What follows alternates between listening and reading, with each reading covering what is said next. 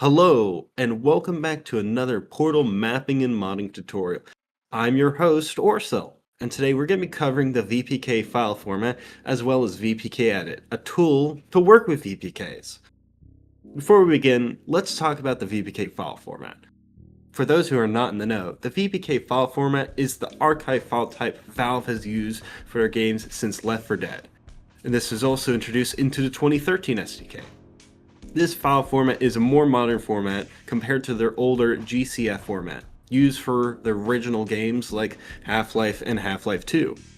Since then, VPK has replaced all those, and is now the primary archive solution for Valve's source engine games. The VPK file format has two different versions, version 1 and version 2. Version 1 was originally used when it first came out to use with all source engine titles when the switch was made. There's also version 2. Version 2 is used for newer source titles like CSGO and anything that came afterward. Since then, titles that use VPK version 1 have been updated for VPK version 2. Example of these would be Portal and Half-Life 2. But other titles initially got the VPK treatment like Portal 2 and Left 4 Dead, or even Alien Swarm have yet to get it. While VPK has two versions of it, VPK has two different forms as well. The VPK format exists as a directory and archive format. The directory format, which has the _dir at the end in its name, is the main directory VPK, and it doesn't contain content, but tells the game where to look for content. Then comes the archive VPK. The archive VPK actually contains the data. These data are split up across many VPKs, and where they are pointed to by the directory VPK. This way, the game can quickly load and read assets. The VPK format acts similar to a zip file. It's just curated for source title games. VPK format can contain textures in the form of VTF and VMTs, as well as models. Now, don't be confused. The VPK file format, while an archive format, is not like a zip or 7-zip format. It is not a single file. Well, it can be. It is technically split up into multiple pieces, and it can't be one all archive that holds everything that needs to be. So, you have your VPK format. How do you read and write to them? Well, that's where tools like VPKEdit come in. Before VPKEdit, there was other tools like GCFscape and other smaller tools. There's also even a 7-zip extension created by SL. But today, we're going to focus on VPKEdit, a modern and efficient way of opening and working with VPKs. VPKEdit was a tool created by CraftableScience. Craftable has also made several tools, as also libraries for the source engine. Feel free to go support their work. They've put a lot of effort into helping the community out with their work. While VPKEdit is mainly used to work with VPKs, it also supports opening other game pack archive types, like B packages, BSP maps, and many more, based on similar formats of the engine, like Quake formats. There's a lot of different formats. While VPKEdit can be used to just open the archives, it can also be used to view some of the assets, like models and textures. There's also a CLI version, which you can use from the command prompt. Today we're going to just use the GUI version. VPKEdit can be gotten from Craftable's VPKEdit page on GitHub. The link will be in the description. It should be an easy installer for your operating system, Windows, Linux, and as well as other several different versions, standalone installers, as well as portable zip files. Choose what you want, and you're good to go.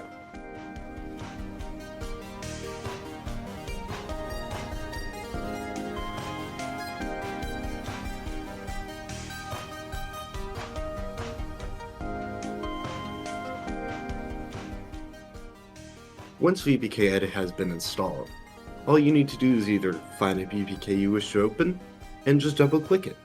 Assuming you set the setting in the installation guide to associate VPK files with VPKEdit, then it should be that simple. Else you will need to set manually in the Windows properties for a VPK file to open using VPKEdit. Here I'm just going to open VPKEdit as is to just show you the interface. When VPKEdit opens, you will be greeted with empty windows. This is the VPKEdit window. This main section here will be where a list of files in each directory will go. Under the File tab, you can create and open VPKs. You can also donate to Craftable and also check if there's any more VPK updates. Under Edit is a bunch of other options in order to edit your VPK, like extracting all the assets, or adding files, or marking certain things as modified. You also access the properties of your VPK. Under Options, we have various settings that you can use with the VPK Edit. From General, as in File Properties, is also disabling certain checkups, setting language, theme, enabling disk or rich presence if you want people to know which VPKs are opening, as well as also entry tree options. Under Tools, as far as other information, as well as like the plugins that have included with VPK Edit. In this case, we have the VMX, Model, and vCrypt plugins.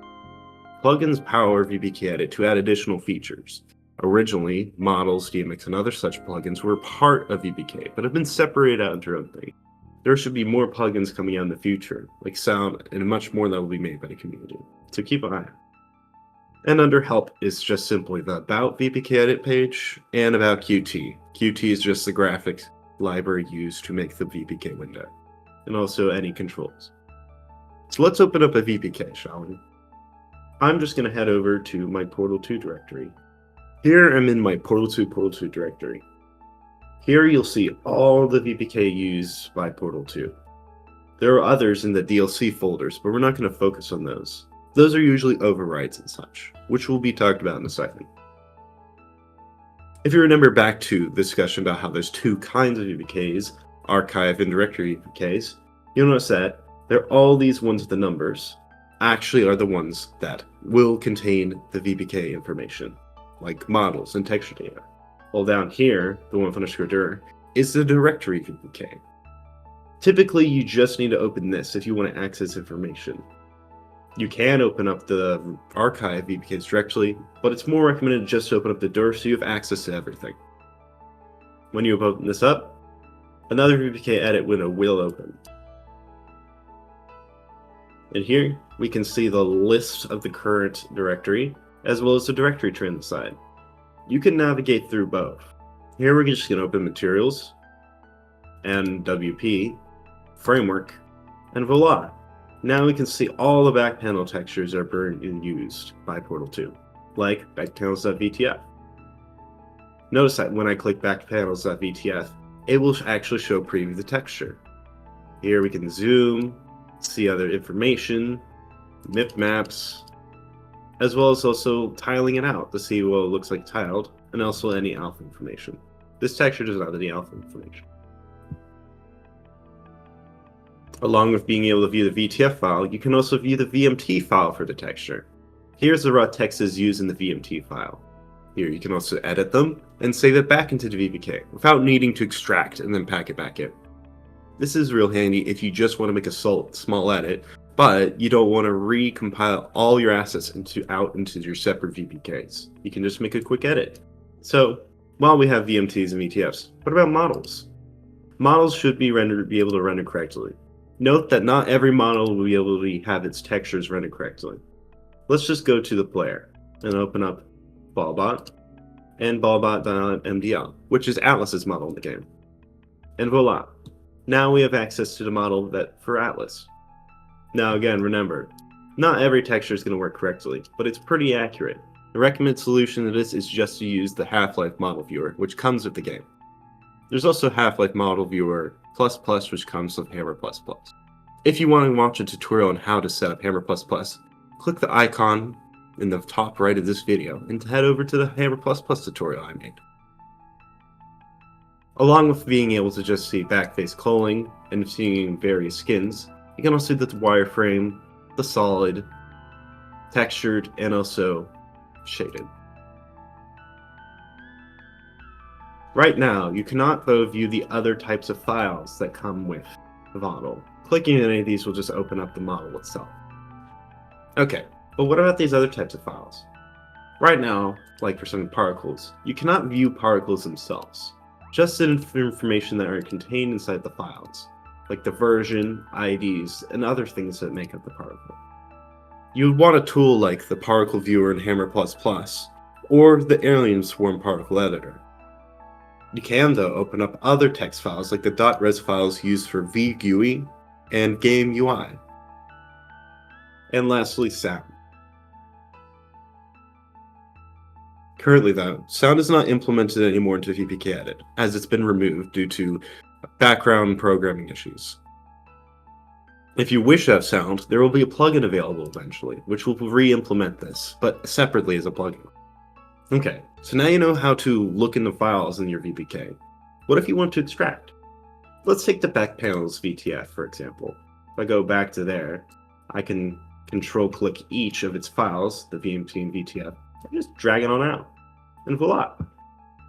Now I extracted the VTF, and I can view it in VPKEdit. You can do this with any files in the VPK, even model files or particle files. Like here, air vents has now been extracted. What about adding in files? Before we get into that, let me show you how to make a VPK. While you can just directly add and replace files in your VPKs, for something like Portal 2, this is not recommended, as it's better to use an overwriting VPK instead. Here, I'm going to show you an example of how you make a VPK. In this folder, we will have a pack01_dir folder. Naming is, you can name this whatever you like, but if you name it like this, you will not have to rename your created VPK later. In here, I have the materials and resources. In here, these will be VGUI texture replacements, as well as HUD changes. In Portal 2, these DLC folders exist for a very specific reason. If we go into them now, we can see we still got the same massive VPK layout, all separated into their archives, but not as many as Portal 2, and as of the pack01_dir at the end. So, DLC folders act as overwriting folders. The game will see this _DLC part, and will layer these folders on top of the Portal 2 folder. In this order, DLC 1 will be layered on the Portal 2, and then DLC 2 will be layered onto that afterward. If you make another DLC 3 folder, Portal 2, DLC 3, you can now use this to add your own content. So, what if I want to take my own VPK, make Portal 2 use it? First, make sure you have all your files in. The structure matches similarly to what you would see normally in, let's say, the Portal 2 folder, where it has materials and has various materials. Notice that not all the materials are in Portal 2 because those are all packed into their VPKs. As long as you match the structure, as seen with other VPKs, and the game engine itself and its game folders, you're good to go. From there, we can just use VPKEdit to pack this. Once VPKEdit is open, you can go over File, Create from Folder, and you can see all the various types of archives you can make. We're just going to do VPK. Here we get the dialog. Because this tutorial is being catered to just Portal 2, Portal 2 cannot load version 2 VPKs and must use version 1. Here we can also choose if you want to save to a single file. This is handy if you have a small VPK and you don't want to split up into individual directory and archive files. Instead, this will just be one file that will act as both. But note, as the warning says, it will break if your file is too big. So usually you want to keep this off if you have a lot of assets you want to add to your game. We're just going to turn it on for our case since we only got a few assets to work with. The chunk size is the size it'll be chunked up into. You can use this to set if you want to be a specific size, like keeping it under 100 for source control, or just splitting up in general into many VPKs. This can be in pretty much any size, but typically the recommended is from 50 to 200. Once we hit OK, it will prompt us to use what folder we want. We're just going to go to our desktop, into a folder, and select our pack01_dir. Once you do that, click Select Folder, and it will prompt you where you want to put your VPK file. Notice it is in fact using the folder name here for our VPK. So all you have to do is just save in the same place. Save. VPKEdit has now made our new VPK. Let's see where it is. We can just go back here. So now that you got your VPK, we can just go to Portal 2, go back out into our DLC 3 folder, and just slap this in. Portal 2 will pick up this VPK immediately and work with it. So now that our VPK is made, we can go back to our folder and stick our Portal 2 VPK into our DLC folder. And voila, that's it. Portal 2 will automatically pick up and work with this VPK, replacing any assets or adding new ones need be. So that's about it for the basic usage of VPKEdit. Again, if you want to edit and add files directly in VPK, you can right click on your files, add files folders, you can rename and remove them. And again, if I wanted to, let's say, go into game res logo, I can click edit, make my changes, 0, and hit save. Notice that any edits you do will not be automatically saved to VPK immediately. The star will appear to indicate that. Say, if I also then remove the folder for the materials, again, the file size has not changed yet. What you have to do, go to File, and then Save or Save As. And when I save, there we go. It has been updated. So if I close this and open it up again, ta-da! Resources and our game logo.res have been edited. So that's about it with usage with VPKEdit. If you have any more questions, please feel free to put them in the comments below. In the description will also be a link to installing VPKEdit. Please make sure to go support Craftable, as she spent a lot of time dedicated to making these tools for the community. Also check out our other projects. In the meantime, remember to like and subscribe, and feel free to check out our other content on the channel. Until then, see you next time. Bye-bye.